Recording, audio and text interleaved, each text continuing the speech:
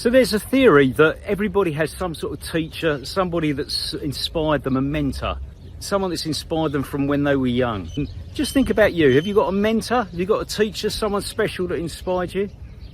I remember for me, I went to Scouts like most of my childhood, and we had this fantastic Scout leader. There's always a couple of things that I remember that he instilled in me, encouraged me.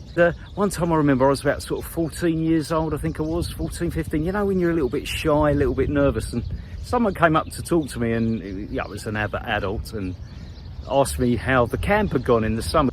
This guy had actually taken us to the camp and dropped us, and I didn't recognise him. So I was a bit sort of, you know, like uncomfortable. You're a 15-year-old boy, 14-year-old, you know, head down mumbling. His name is Peter Smith, and he came up to me and said, "Mr. Delahunt, what are you doing? You've got the gift of the gab. Now go and talk to him." And I was like terrified. I kind of went down with him and sort of went up, and I talked to this guy, and we had quite a good chat. But it's one of these guys where, oh, you've got the gift of the gab. You know, make sure you talk to people. Another thing he encouraged us, and it was a great way of kind of reframing sort of failure, if you like. And he would always say, even if you've come last, it doesn't matter. You've done much better than all the other people that didn't even try in the first place. The people that didn't enter, you're better than them.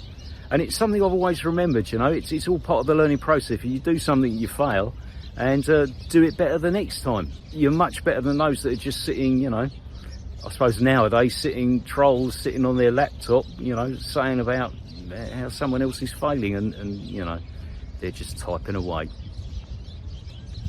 So I'm going to play a video next, and it's all about the impact a teacher had on one of his students. Now, it's a former England football player, now TV presenter, Ian Wright, and he talks about the impact that a teacher had. I know lots of teachers. I am a teacher, been teaching 25 years. Unbelievable. I always try to encourage my students, and I'm sure all teachers do. Well, not all, but most teachers do. Most of us want to go in and we want to encourage our students. We want to make a difference. We want to help them on their journey. And this is just an absolutely fantastic story about the impact a teacher can have. And I just sort of think that the teacher didn't set out to target Ian Wright sort of specifically. I think he was like that with everyone, and I think that's what teachers do. Unfortunately, we don't always see the benefits. We don't always see the knock-on effect we have. You know, sometimes we bump into people years later, and they're very excited to see us, talk about what our lessons are like, how happy they are to see us. But most of the time, you know, you just have to trust that you've helped someone, you've inspired them, sent them on their way.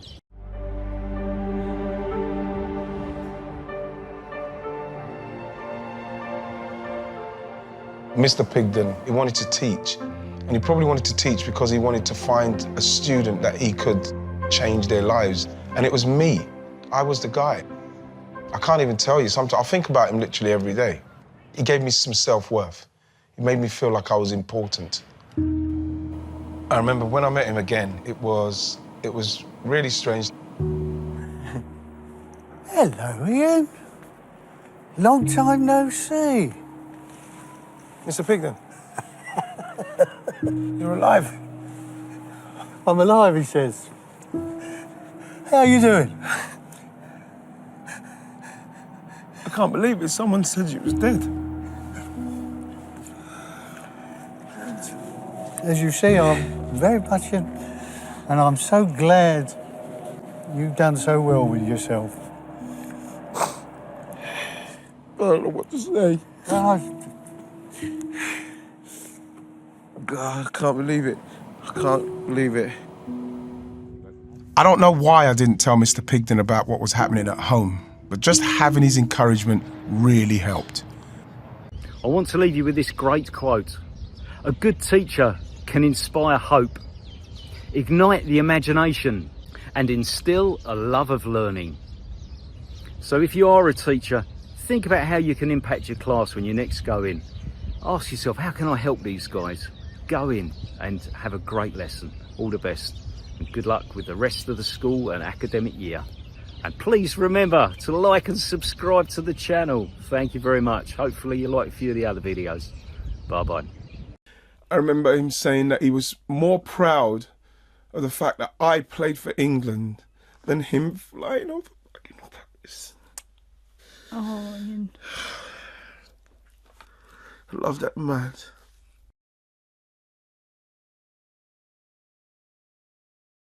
I know he loved me. You know, I don't know why he chose me. I'm glad that he did.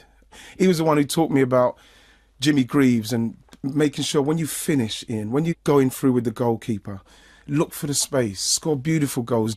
But he gave me responsibility. I mean, I used to collect the registers from the teachers. Then they made me milk monitor. I really liked that. And, you know, I looked What was up. that like for the kid who couldn't sit still? Well, it was really good. I just felt important. He wouldn't let me play football if he'd heard that I've been naughty in class.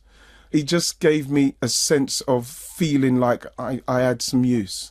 You know, it was really weird because the viral video that went around where Yes, people... in 2010 you were reunited with him, and that video clip online's been viewed over 2 million times.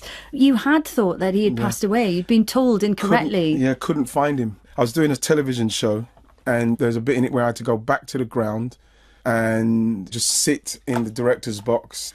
And so I was sitting there in a reflective moment, and then he just came off my right shoulder. And I said to him, "Oh my gosh, I thought you died, I thought you was dead." And he said, "Well, I'm very much alive, Ian," something like that. And then he said how proud he is of me. And then I hugged him, and because he was 3 or 4 steps up, I felt like I was like 7 again. I remember him saying, you know, because he was one of the youngest pilots in World War II.